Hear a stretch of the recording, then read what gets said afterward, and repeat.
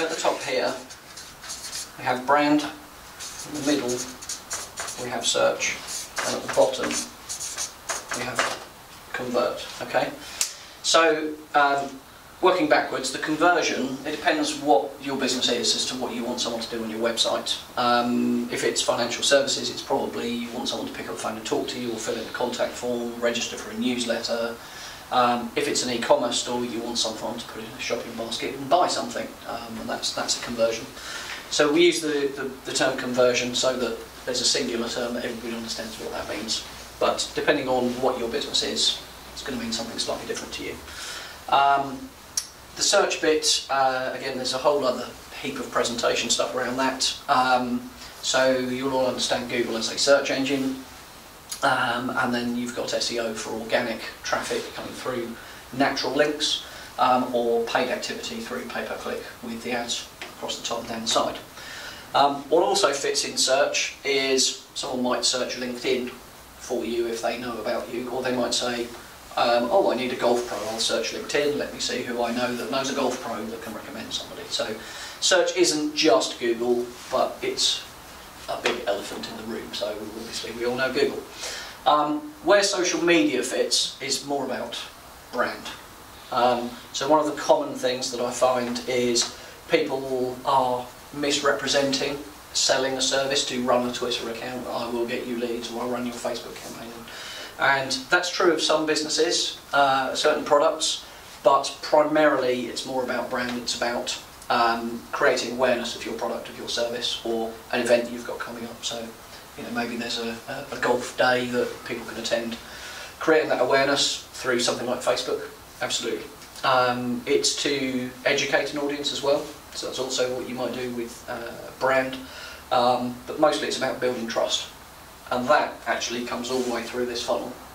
So with the brand activity, whether that's through social media or display or PR, TV advertising, a whole bunch of other things would fit into the brand section.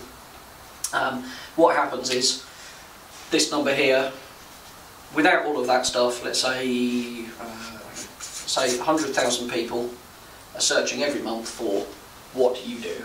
Okay. If you run a fairly poor search campaign, you'll get 1% of that, which is 1,000 people. Go maths. Okay, and then fairly sensible conversion rate might be 1% in here. So out of all of that activity, you get 10 leads.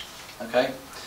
What brand does is, without doing anything with search, without doing anything to your website, without improving your product descriptions, without improving your landing pages, without having a nicer website, that brand trust could easily double this to 2%. So that brand activity suddenly gets you 20 leads. No change to the amount of people come to your website, no change to your website at all. There's a whole bigger presentation about how to optimise all of this stuff. But today is really about understanding that social media fits primarily in brand. Okay? There's a second, smaller funnel, I'll draw it over the top actually, which is that all of this brand activity creates what we call brand search. So instead of saying, I want financial advice, which is this stuff that happens here, actually what they do is they search for your name and your brand. And the good news with that is, you're not getting 1% of that search traffic, you're getting 100% of it. And not only that, because I already know your brand, because we've met at an event like this, or maybe I've seen your ads online, or maybe I've seen your TV advert, I'm much more likely to convert down here. So the activity on social media will create brand search, and that's what actually creates the leads. So the search, again, might be on Google, it might be on Twitter, I might search for something. I know I've had a conversation with somebody, I'll search Twitter, I remember their name was such and such. Or LinkedIn is a much better example. If I've had conversations with people we've met, I met that guy a couple of years ago, I know he was talking about this, I'm ready to do that now. I'll search for a key term and it will say, oh, well, you're connected to David, and David knows, oh, that's him, I found him. Okay, so that's where the search activity still works, but the search was only created through the branding exercise of social media. Okay, so I've done that bit. Okay, so the marketing steps that fit in here So in here we've got content creation. Is anybody blogging? Anybody blog regularly? Invited to blog. Invited to blog, okay. By a blogger. Okay, so guest posting. To post on their site or yours? I don't actually understand at the moment, so okay. I'm not sure. Okay, fine. Yeah, it's do you know what their motivation is to ask you to? It looks to me like it's making him look good, to be honest. Okay, it could be for SEO value. Right. There's a whole bunch of noise around that online at the moment, right. So be a little bit careful. If it's purely for your expertise, and from what you said earlier, I can tell you know what you're talking about. Yeah, no, it's not. No, it's okay. It is literally, I think, it's volume. Is there some kind of volume benefit for it? It's attracting people to the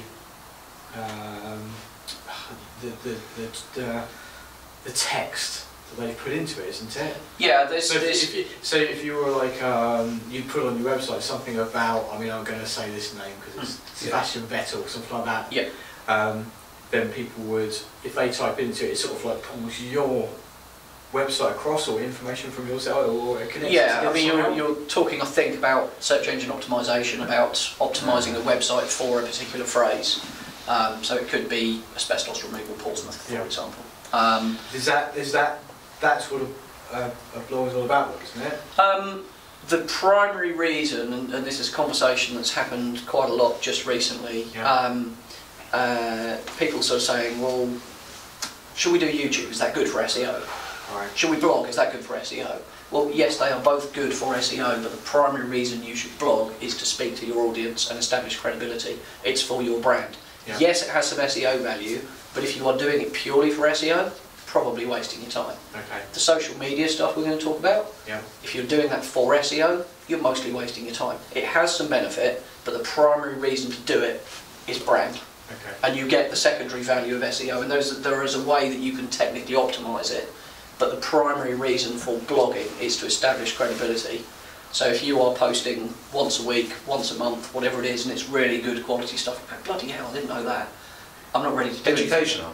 Yeah, it's about inspiring and building trust. So when someone says to me, I'm thinking about investing in property, and I go, oh, there's this guy I follow on Twitter and he's always got these blog posts, and I read them and I understand about 60% of it, but he really knows his stuff, you should go talk to him.